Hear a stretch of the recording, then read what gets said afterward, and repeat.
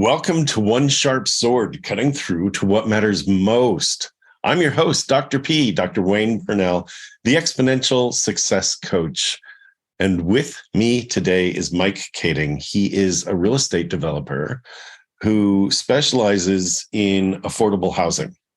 And that sounds really boring. And yet his story is something. And that's why I've brought him on the show. His story is something, his mission is something. And, to say, well, it's kind of like some of the finance people I brought on. Here's finance. It's like, yeah, but it's really interesting when you come at it from a different angle.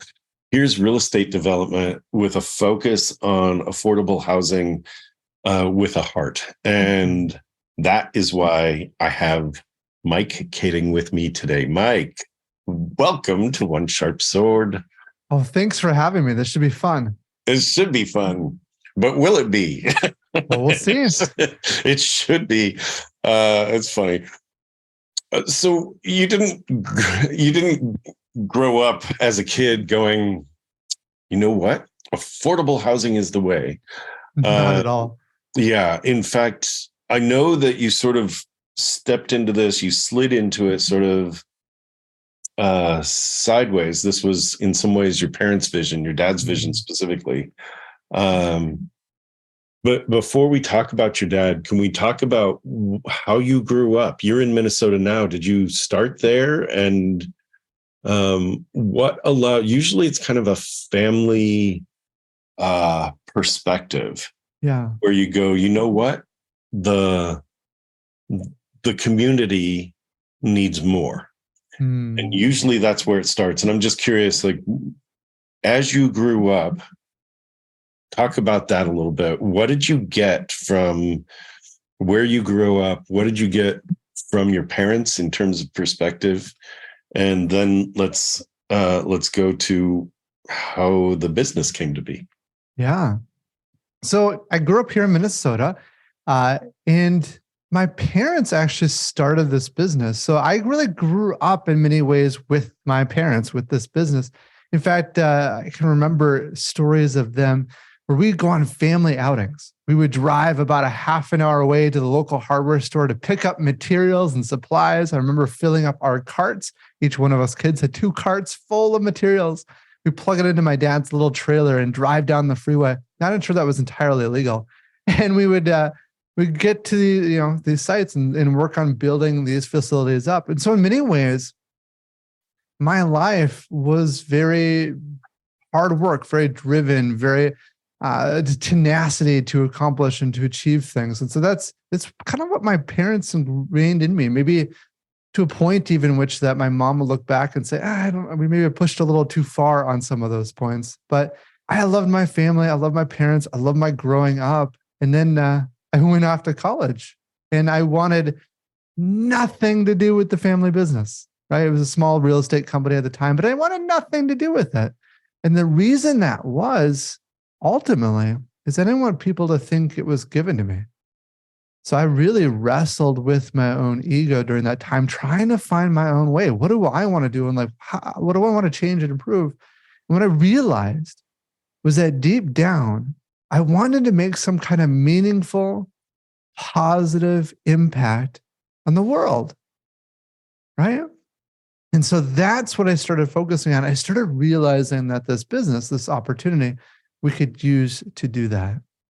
I'm making notes about wanting to make an impact on the world. Yeah. And you had these insights about small changes you would do. I think it's noble to say, I don't want people to think that it was given to me. And to recognize also that is wrestling with ego. Because there are certain things we all wish we were given more of, and there are certain things that we take for granted what we were given. And so, all of that makes us who we are. Yeah. And then the struggle to be not that, and then the struggle to incorporate the good pieces of that, whatever that was. So When you said that you grew up with building stuff all around you, was that as a result of this? It was a small real estate company or a small real estate development company? And then talk about what small changes, like there were small changes you said you wanted to make. Those small changes weren't so small after all, right? So talk a little bit about that. Yeah. So growing up, we were just building small multi-family apartments. So maybe like 8 units at a time. The summer would be packed full of work.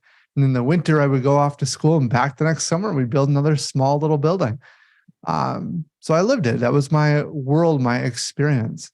And then, so I went off to college. I realized where I was at and then when I wanted to make an impact. And then what I started doing, I came back and I worked with my dad, right? So my dad and I doubled the size of the small company at that point over the next couple of years. And it was really fun working with my dad. I learned a lot, but I still had a lot of learning to do. And then suddenly, just overnight, my dad passed away. We weren't expecting it. It was horrible. And overnight, I became in charge of this small business. And looking back in some ways, I think there was some magic in that.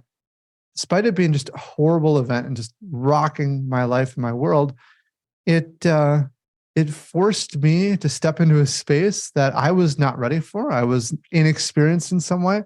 But because of that inexperience, we could try new things. We could experiment. We could invent new things. There was no one to tell us no. And we started doing that. We started having some impact with that. One of the first things we did over time was to bring in all the different trades in-house. And so I guess taking a quick step back, what are we actually accomplishing?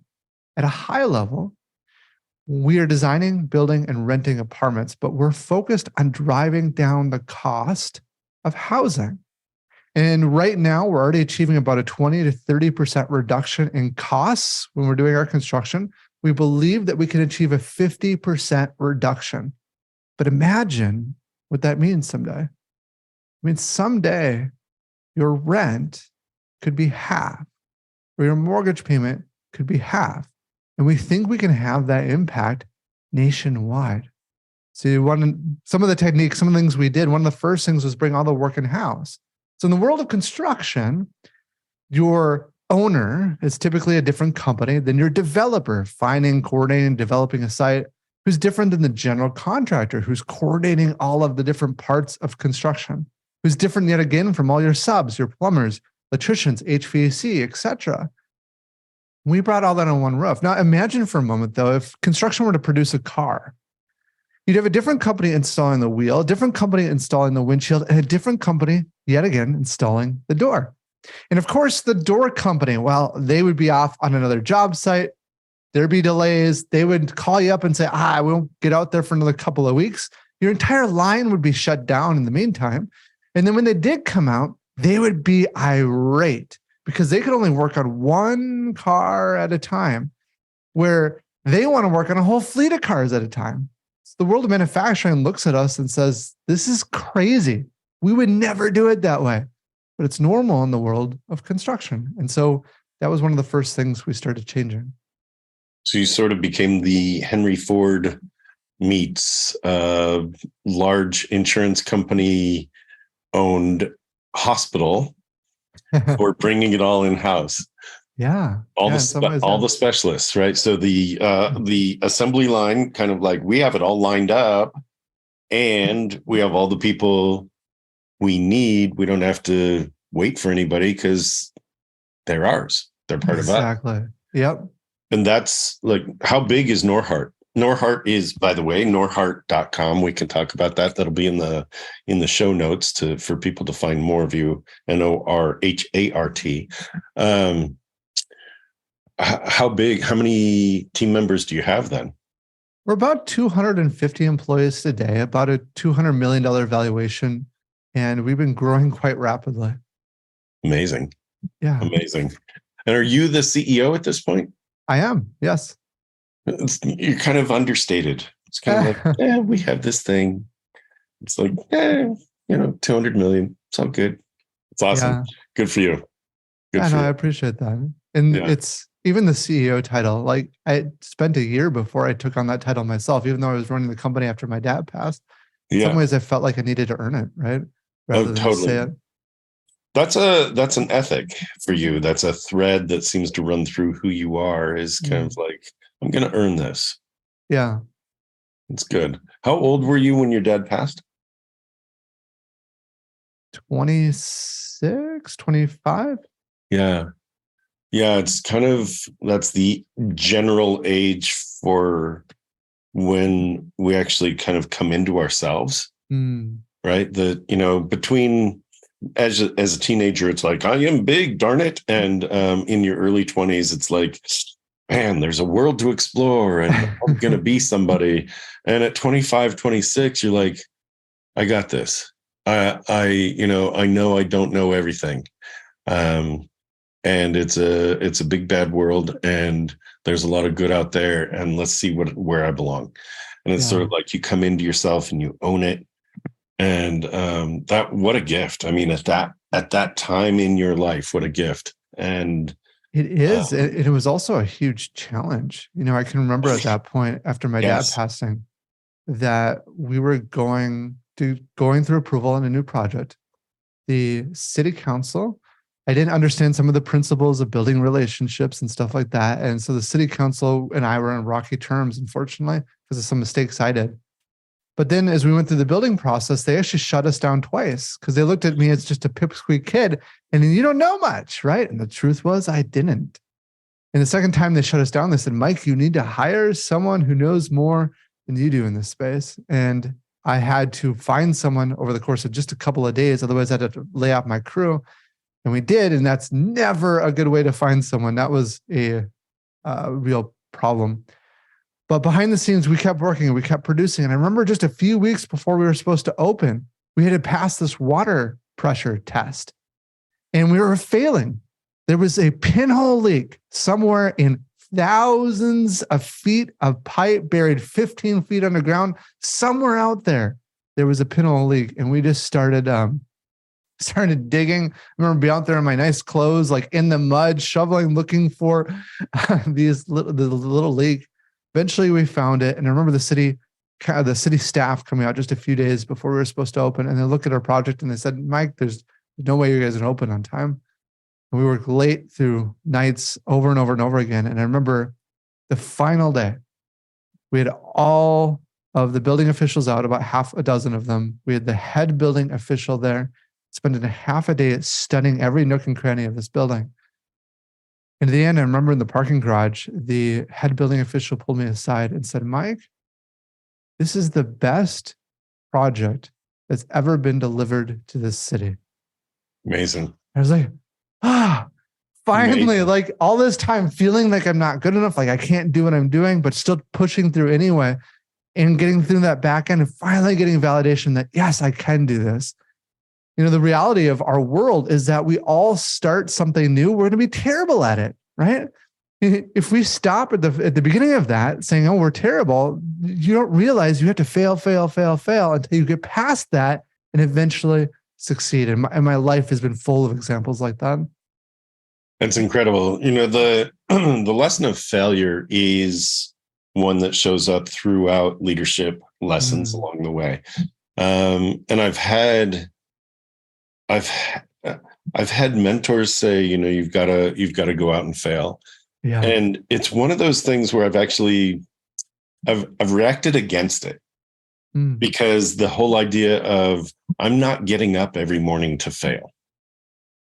And that's got to be the mindset first versus where am I going to fail grandly today? But it's like, you're going to try new things. And you're right. What you said was you're not going to be good at it the first time. You could expect to be, but you're not going to be.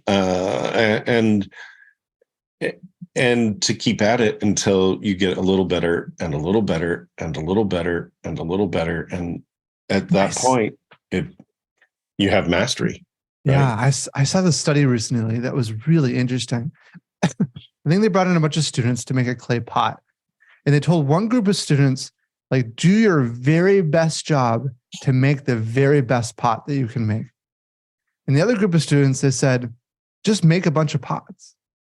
And what they found was that the students making the very best pots, yes, their best pot was better than the other group of students' first pot. But the group that was just doing a bunch of pots, after a little while, actually were making pots that were far better than the group that was intentionally trying to make the very best pot that they can.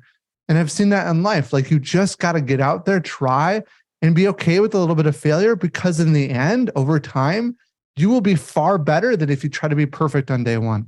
That's amazing. That is the lesson of perfection and perfectionism. People are like, well, I can't put it out there because it's not perfect. Well, the idea is you put it out there in order to perfect it. Mm-hmm. It's not about being perfect. It's about perfecting. And it's the same word, just turning it into a verb versus an adjective, and to perfect versus being perfect, right? Means multiple iterations. And that's so true. If you try to do something all in your own mind, it will never be as good as it can be unless you put it out there, get feedback, get insight, get perspective on what that thing is, and have others help you mold it. Oh my gosh, there's so many points in my life that situation has happened to me. And I'm so glad I put it out there, because it's way better than I could have ever crafted in my own mind. So good. Talk a little bit about your values. What, do you have a company mission and vision? And what are the values that, if I asked one of the electricians that you have as part of your stable or cadre, right? If I said, hey, what are the driving values of Norhart? Would that electrician know? Yeah. Oh, yeah. Oh, very much so. So at a high level, our purpose is to create a better way for people to live. That's it. That's why we exist. We're not here to make a ton of money. We're not here to become the world's largest company. We're not here to become the most famous. We're here to create a better way for people to live. And I got stories on that. But our mission, or what we do, is we want to be best in the world at building and managing awesome apartments. That's it. And the reason we're laser focused, because we want to literally be best in the world at doing that. Do you think you have any hope of being best in the world if you're spread too thin and trying to tackle a bunch of things? No, there's no way. I got lots of stories there. But we have our values too, and our values describe who we are. This is how we decide who to hire, who to fire, and who makes it past something we call it the trial period, where a number of our employees go through when they're first hired. But our values include things like achieving great things. And I got so many stories, but one of the stories, just to kind of touch on a little bit, is when I called up a mobile carrier, and that mobile carrier, I talked to 5 different people. Each were unable to help me and kept passing me to other departments. Eventually went into the store, and one of the guys in the store, when the managers said, in this entire city, there was a few dozen of these stores, us store managers, we only call on one person when we have a tough problem. Called him up Saturday morning. He solved the issue. And what I ask all of our teams is, who do you want to be? Do you want to be one of the first 5 just average representatives at that store? Or do you want to be the one guy that everyone calls on in this city to get stuff done? And I don't know about you, but I want to be that one person, and I want to work with people that are at that kind of level. So that's one of our values. Another one is to level yourself up. It's all about learning, growing, that tenacity, the energy to want to constantly learn to become the best in the world at what you do. Another one is to constantly make improvements, kind of a continuous improvement mindset, because we have 10,000 little problems on our site. Then beyond values, we have our strategies, our principles, and our habits. But I'll touch on just one of the strategies. We only have 3, but the most important one that we have, and the one I think a lot about, is creating an environment where you can love your work. We fight to find the best of the best people. And I legitimately mean that. I mean world-class, best in the world kind of people. We have staff members that will fly in from other states to come work here during the week, and we fly them home to their state on the weekend. And we have about 15 or 20% of our staff are international employees because we're just finding the world's best. But the thing that I've learned in life is that the best people outperform the average by 2 to 5 to 10 times as much. And many leaders think, hiring the best people is really expensive. And you're right on a per person basis. But where you're wrong is when you're looking at how much they're producing. Actually, the best people are the least expensive when you look at their production rate. And so we're passionate, we're crazy about bringing on the very best talent, and it creates an amazing culture. So that's a flavor. I could go on quite a bit about that whole world. Well, I want to actually, because culture is kind of a specialty interest of mine. I am rolling out a new project called Culture of Caring. It's through a thing that I've developed called the Leadership Kit. And especially now, post-pandemic, where in traditional companies, traditional corporations and organizations, we are looking at the future of hybrid work. Nobody is going to be all in all the time. Butts in seats is gone. And a few are going to remain remote only. Most are going remote first. And so how do you build this culture where the workforce is pretty scattered? And for you've got 250 employees. Some are international. They're coming from multiple states. They have varying cultures. And you are, background cultures. And you are saying, join our culture, which is one of inclusivity. It's one of be your best and let us help you get to even better.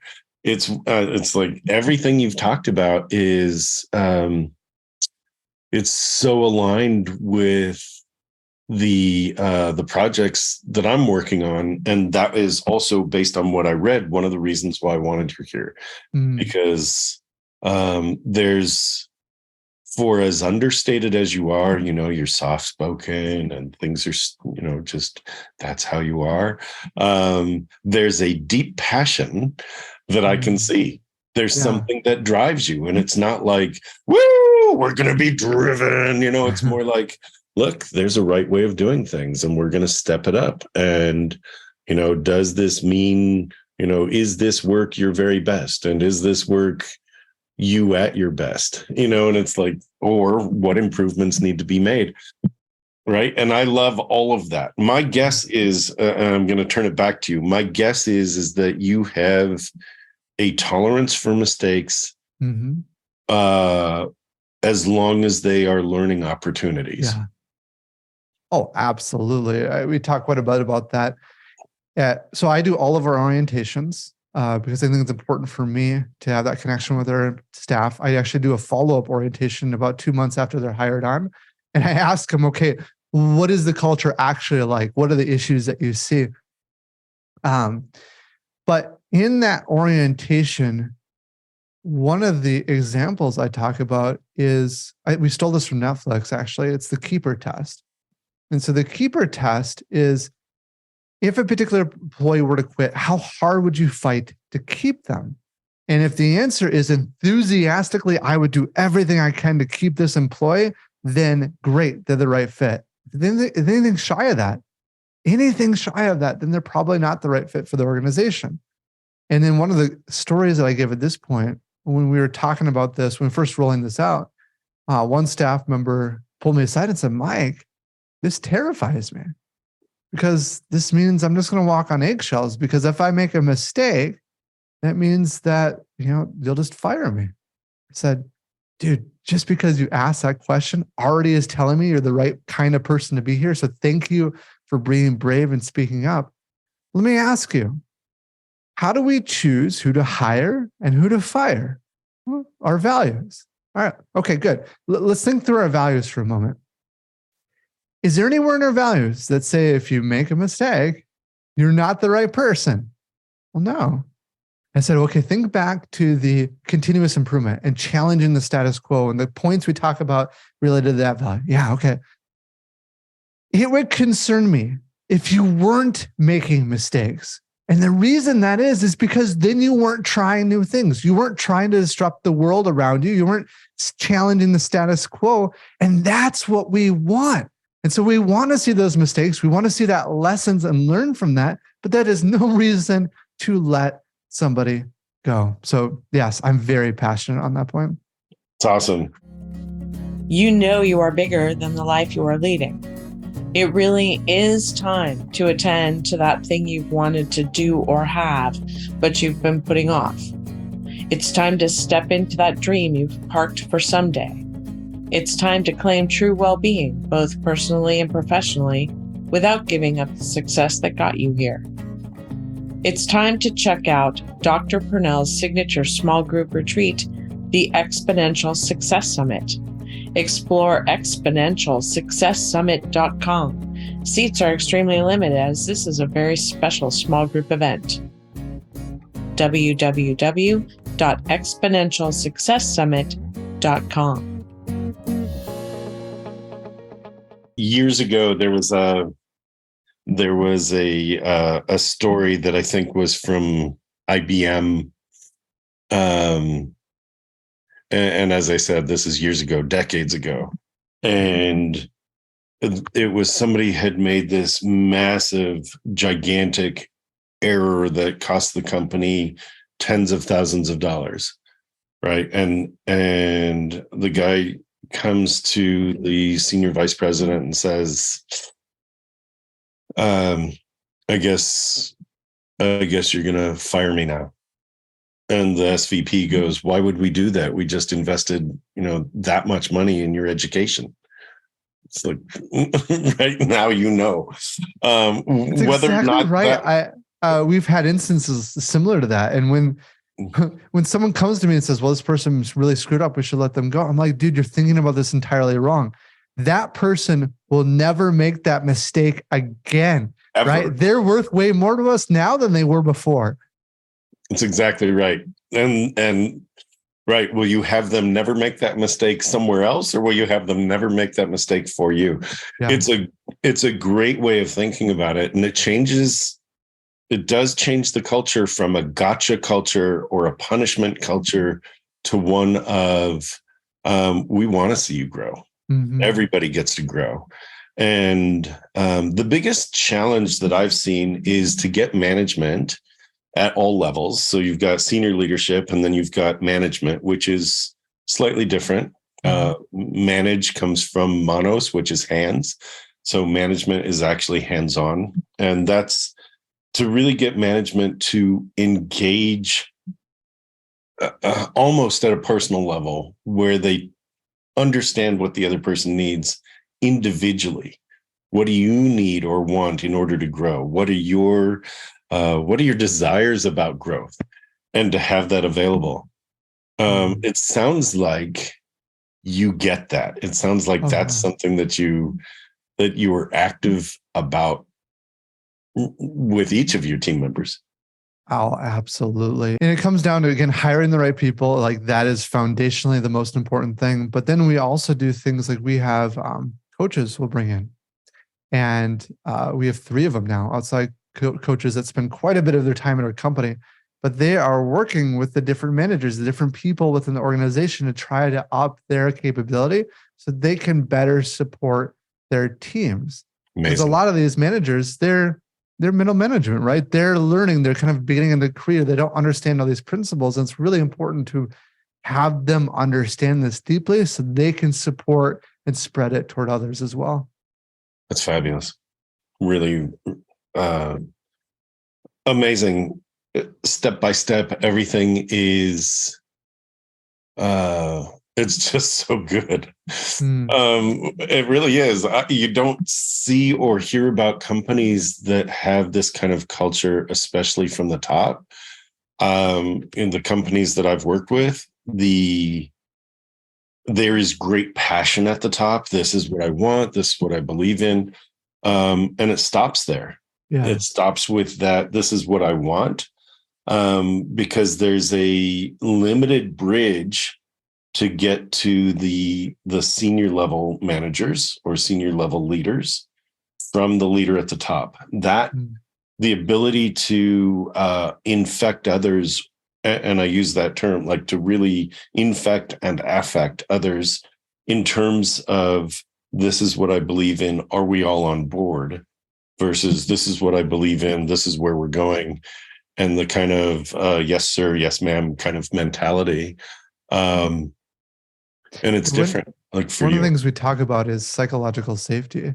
And kind of partly what you're mentioning there is, if you have that yes man, yes sir mentality, what you're losing is so much of the brain power of your team, right? You have their hands, but you don't have their complete hearts. You don't have their most creative mind.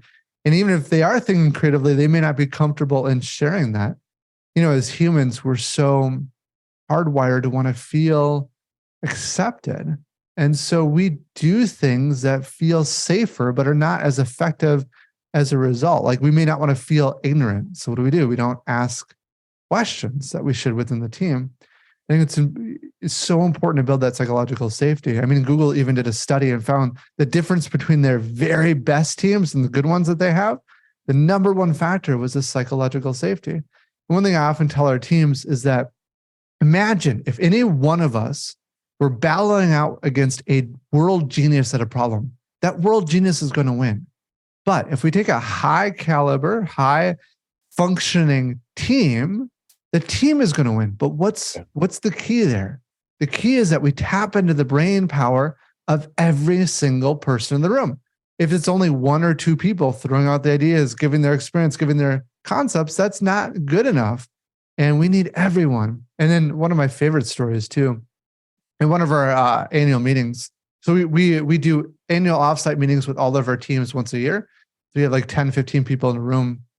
And during one of the meetings, I was talking about psychological safety. And I remember one guy, this is actually electricians, one of the guys on that team was really quiet. And at the end, when we started talking about this concept, he spoke up. And he said, Mike, I do have that fear. I have ideas. I don't always share them because I look around the room and I think the people here are so much smarter, so much more capable. I'm sure they thought about this idea already, and I don't share it. But what was so powerful is what happened next. The team went around one by one and looked at this employee eye to eye and said, dude, we love you. We chose you, and we want you on this team, and we want to hear your ideas. So great. And so one of the things I share at orientation is, guys, let me extend that to all of you right now. We love you. We chose you. We want you on this team, and we want your ideas. So good. Yeah. It's so good. It reminds me of, there was a retreat I ran where somebody was just sort of sitting, kind of having the posture of, please don't see me. It's like the retreats I run are small. They're 12 people or less. So of course I'm going to see this person. He's right here at the table. I'm like, what's up? He's like, I just have this sense of, I don't really belong here. I know I chose to be here, but I don't really I don't know if I'm supposed to be in this room. And I'm like, hang on a second, close your eyes. Everybody close your eyes, right? In the room, I asked them to close their eyes. And I said, look, how many of you at this table are feeling like you're not sure if you're supposed to be at this table? And just raise your hand if you're feeling that. And they all did. Yeah. And I said, keep your hands up, open your eyes. And everybody's like, oh, dang, like we're all feeling that? Oh, it's like, welcome to the table. You all have things to say. You all have things you're working on. That's what we're doing here. Congratulations. Let's go. Oh, I love that. Even for me, so I was the chairman of the third largest chamber of commerce in the state of Minnesota. And okay, here I am. I'm the chairman, right? I have got the most powerful, the best position, whatever, the whole organization. And what I often tell people is when I'm in those rooms discussing things related to the chamber, guess what? I am even afraid of sharing my own ideas. So if I'm afraid in that position, in that room, that means we all at times have that same level of fear. And what are we most afraid of? The thing that scares us the most is being left alone, being ostracized. Yeah. So it's not a fear of speaking. It's a fear of the judgment that comes, and it's a fear of what comes after the judgment, which is you are no longer part of this tribe. You're no longer accepted. And so it's the fear of abandonment, or worse, being pushed away. Yeah. And the psychological safety piece is the opposite of that, which is you could say anything. You can be yourself completely. And if you belong here, you're going to see that. And if you don't, it's going to be more evident to you than it is to us at first, because it's going to feel weird, right? There's going to be an alignment or not. And it's an interesting kind of concept to bring to a workforce that has some fear around, is it okay to say what I want to say?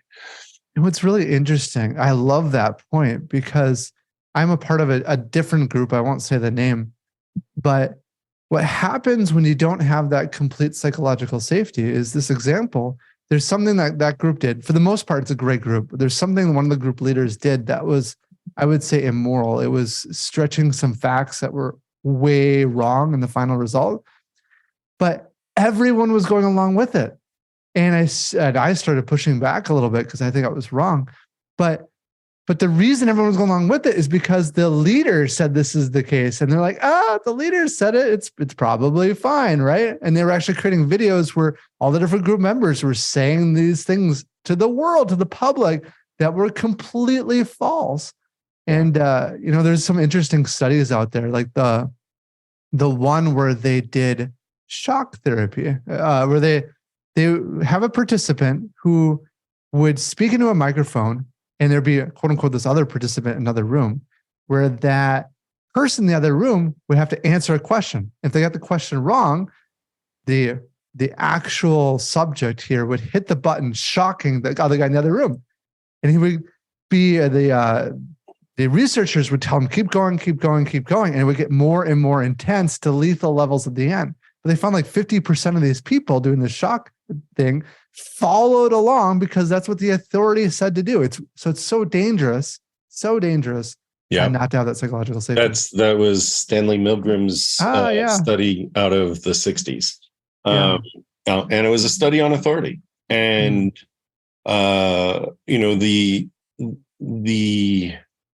leader-follower dynamic is very interesting. I did my first TEDx actually dove into that a little bit with what's called the bystander effect. And Kitty Genovese back in the 60s was a famous study, a woman that was attacked in broad daylight. And there were 18 neighbors that could see this thing happening, and nobody called for help. And there have been various reports that have corrected various pieces of the story since. The bottom line that came out of it was everybody else thought that everybody else was going to do something about it. The secondary piece that came out of it was once one person stepped forward and made a statement, other people felt safe to follow. And so can you be that one voice? Can you be that one person who says, I am not in alignment with what's happening. I'm in alignment with certain values. These are my values. This is the statement I need to make. And it is a place of absolute courage and belief in self. And, back then to your business where you say, you've got room to actually have your voice. Yeah. Which is, it's very calming. It's warm, right? And it's loving and it's great. So good for you for truly investing.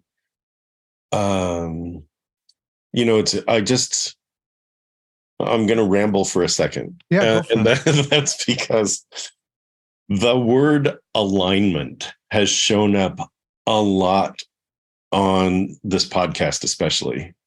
And it's very interesting because I've done a lot of interviews around leadership specifically in different roles, in different areas. And it is so important. That is like one of the key pieces of being a great leader is, are you in alignment with your values?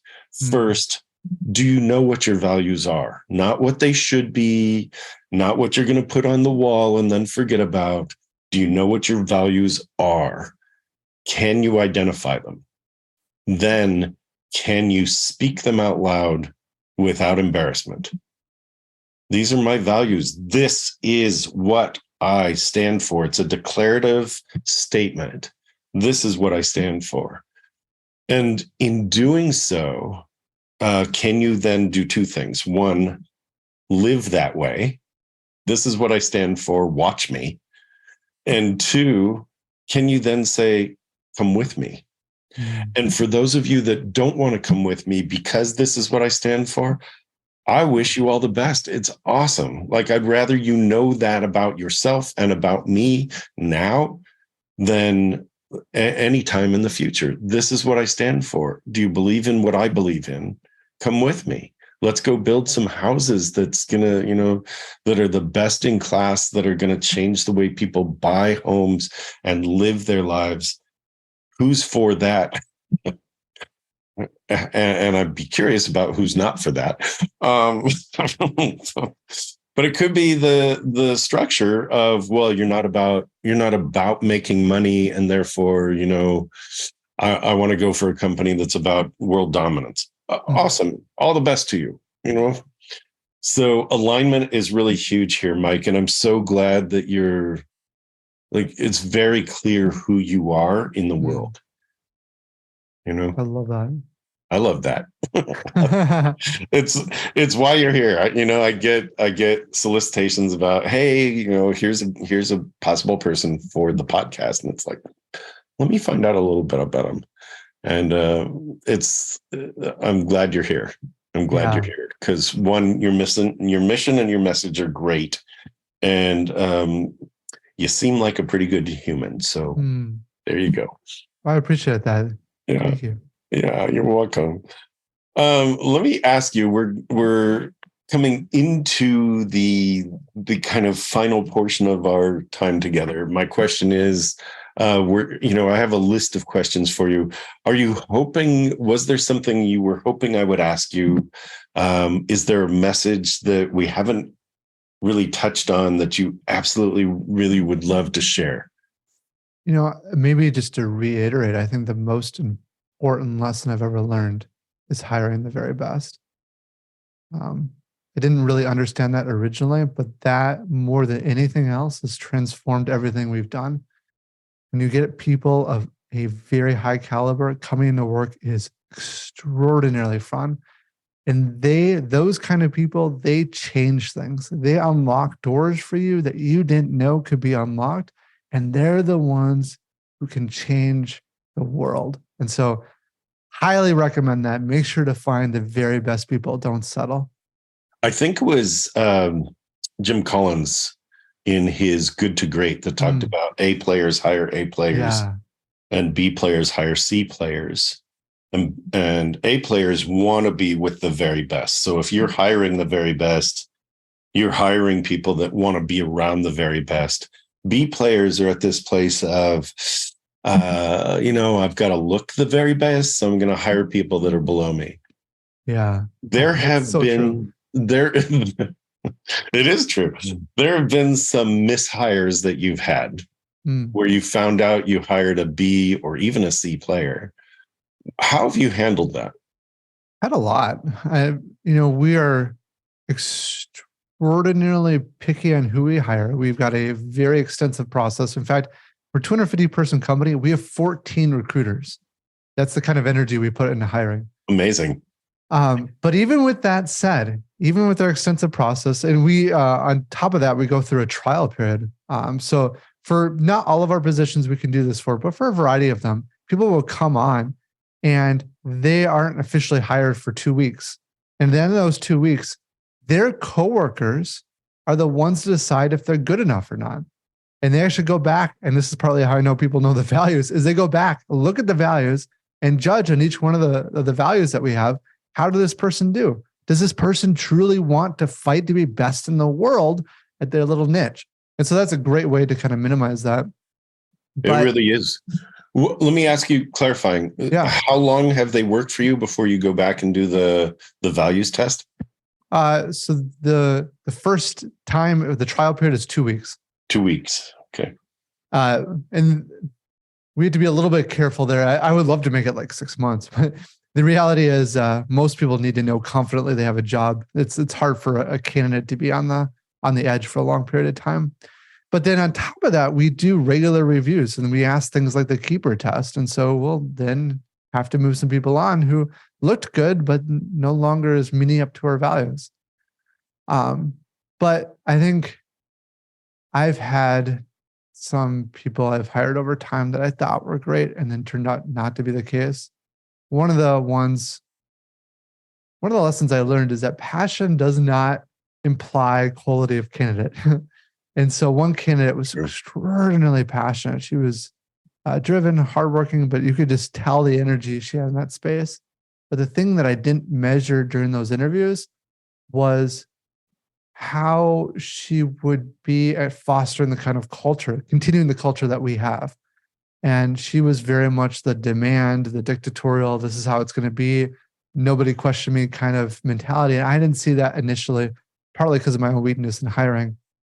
And she took that team and just, boy, it was not good. Over the course of a few months, I had team members coming to me and said, Mike, this is not the company that you're trying to create.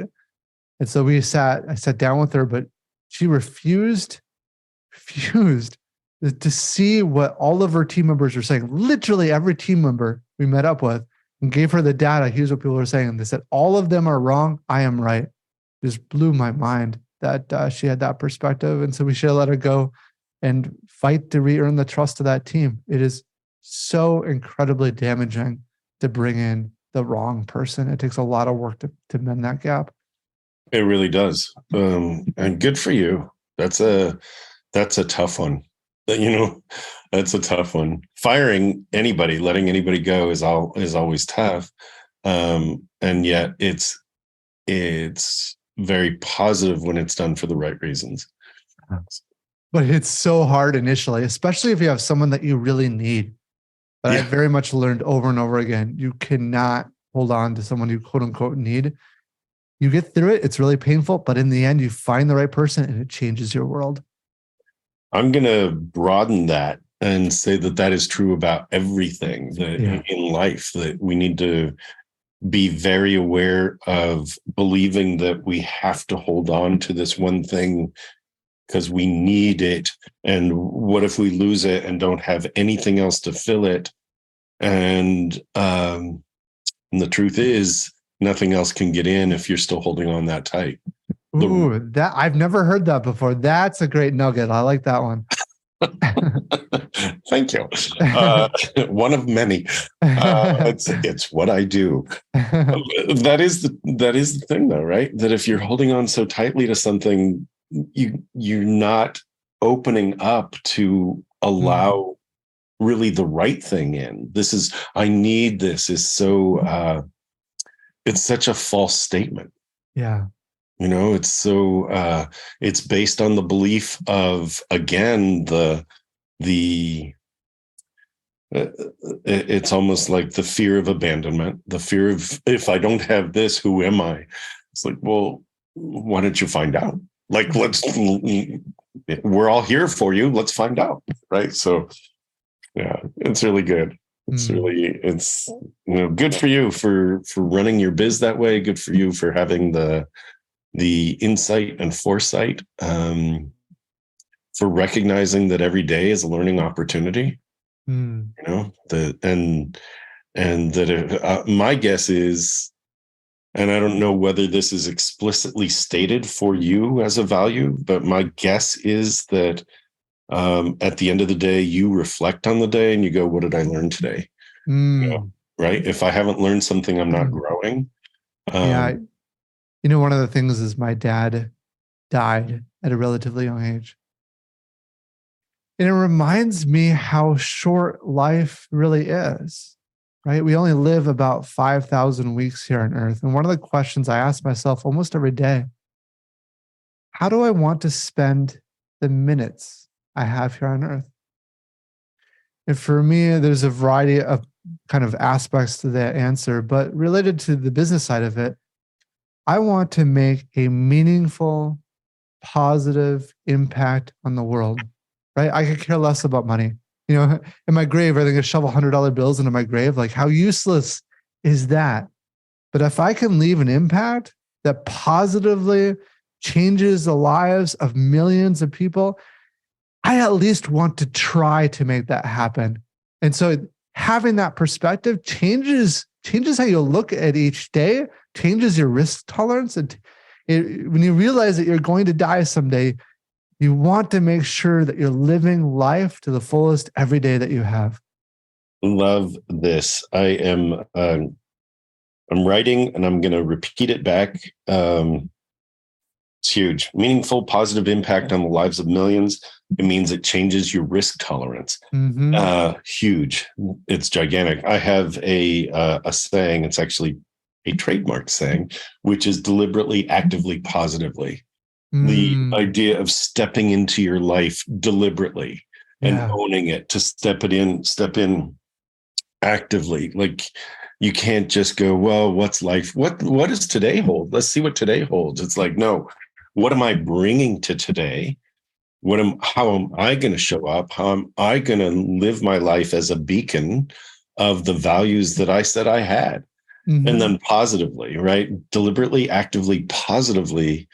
For me, teaching, touching, and transforming the lives of 1 billion people on this planet. Yeah. That's 1/8 of the population. That's my goal. That's personal. Oh my gosh. High five. We want to do that together. Let's change the world. Well, and that's it. It's like, so what is the risk tolerance? Well, let me try this, let me out there. And, writing books is it's like, people are like, oh, aren't you afraid that people are going to be critical? It's like, I don't write them for 100% of the people in the world. I write them for the people that it's meaningful to them, like, and when I got my first hater and they're out there, I was like, it's amazing. People spend such time doing that, which is why for me, it's being deliberately, actively, positively focused on lifting others. Lift as you lead is another one of mine, where it's like, look, you've grown. So who are you helping along the way? Right. So I love how you touch on risk tolerance, because so many of us think about today and tomorrow. And we're like, dude, I'm worried about my income tomorrow. I'm worried about how I'm going to feel like today. But if you're so focused on those short things, like, you just can't make the kind of impact you want. But if you stay focused on the fact that you're living a short life, don't waste it. yes, those little things become almost meaningless. And that's how you start getting this like strong confidence. And like, yeah, I might fail at that. I might, screw up my income for a little while, but I'm going to figure it out. And I'd rather try and fail than to never have tried at all. Very good. Very good. There's something that jumps out for me about that, and that's the statistically, you look at statistical outliers, right? There are statistical outliers. We've all had bad experiences. Mm-hmm. Statistically, those bad experiences, even though they have stronger psychological impact, statistically, those bad experiences are so small compared to the tens of thousands or hundreds of thousands of positive experiences that we have every moment of every day. Mm-hmm. So, don't carry that stuff with you and make that the big giant obstacle. It's in the past, and your ability to survive is pretty good because you're as old as you've ever been. So, let's go.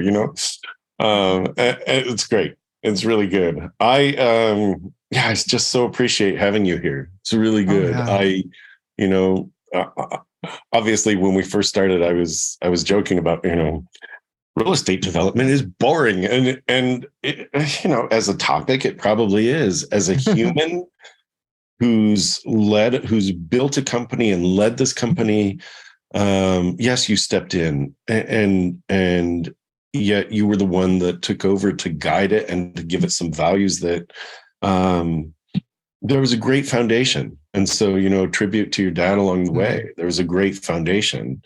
That said, tribute to you for taking on the values, for growing them, and for really living them in a state of alignment. So super great. Super great. Thank you for being here. Yeah, thanks for having me. This was a lot of fun. It was a lot of fun. Mike Kaeding has been my guest. You can find more about him at Norhart, www.norhart, norhart.com. Look up his organization. I hope you've gotten that it's very cool. There's good stuff happening in Minnesota and beyond. So, Mike, thanks for being here. Thanks for having me. Yes, sir. All right. This is One Sharp Sword, cutting through to what matters most. I am your host, Dr. P, Dr. Wayne Pernell, the Exponential Success Coach, and we will see you here next time.